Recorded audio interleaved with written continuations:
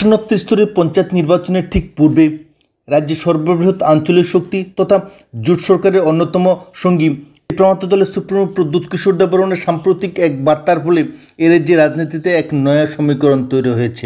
জোট সরকারের থেকে জোট সরকারের বিরুদ্ধে রাজনীতি করার একমাত্র সাহস দেখিয়েছেন প্রদ্যুৎ কিশোর দেববর্মন। তাই তিনি সরাসরি জোট সরকারের বড় শরিক বিজেপিকেই চ্যালেঞ্জ জানাতে সক্ষম হয়েছেন। অন্য কোনো রাজনৈতিক দলের পক্ষে যেটা সম্ভব নয় সেটাই করে দেখেছেন প্রদ্যুৎ কিশোর দেববর্মন। এই ধারণাটুকু আজ তীব্রতা শুধু নয়, বিজেপি সহ অন্যান্য রাজনৈতিক দলের কর্মীদের মধ্যেই ব্যাপকভাবে ছড়িয়ে পড়েছে। কিন্তু প্রকৃত চিত্র কি এটা, নাকি পর্দার আড়ালে অন্য রাজনৈতিক খেলা চলছে? অত্যন্ত সুকৌশলে প্রদ্যুৎ কিশোর দেববর্মন যে রাজনৈতিক দাবার চাল চেলেছেন তাতে রাজ্য রাজনীতির চাণক্যরা যথেষ্ট উষ্মা প্রকাশ করেছেন, বিস্ময় প্রকাশ করেছেন।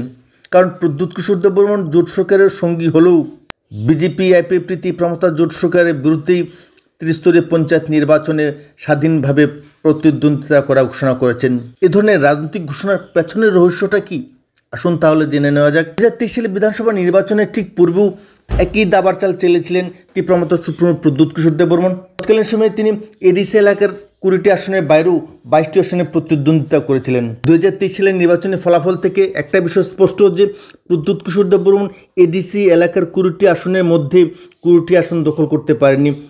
বিগত দিনে বামপন্থীরা পাহাড়ের 20টি আসন সম্পূর্ণভাবে নিজেদের কবজায় রাখতে পারলেও প্রদ্যুৎ কিশোর দেববর্মন 14 লক্ষ ত্রিপ্রাসার মহিষা বলে দাবি করলেও 20টি আসন দখল করতে পারেননি, বরং তিনি সমতলের আরও 22টি আসনে প্রতিদ্বন্দ্বিতা করেছিলেন।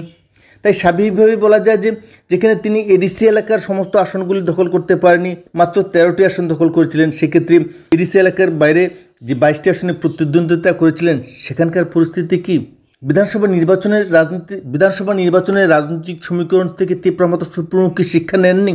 প্রকৃত চিত্র অন্য জায়গায়, প্রকৃত খেলা অন্য জায়গায়, প্রকৃত রাজনৈতিক কৌশল অন্য জায়গায়।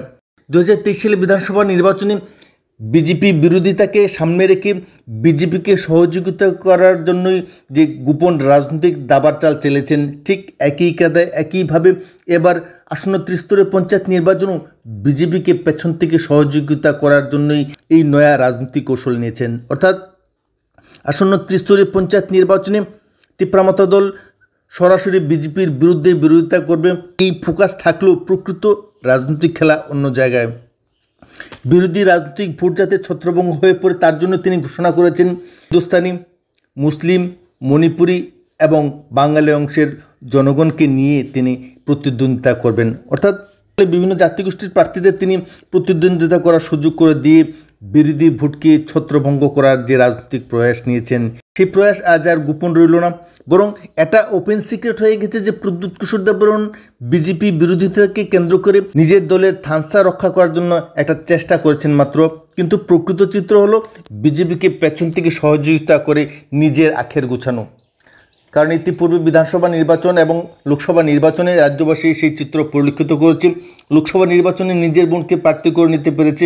ত্রিস্তরীয় বিধানসভা নির্বাচনকে কেন্দ্র করে বিজেপির সঙ্গে গোপন বোঝাপড়া হয়ে গেছে। তাই বিজেপি বিরোধিতাকে রাজনীতির ময়দানে দেখালেও প্রকৃত রাজনৈতিক খেলা অন্য জায়গায় খেলতে চাইছেন প্রদ্যুৎ কিশোর দেববর্মন।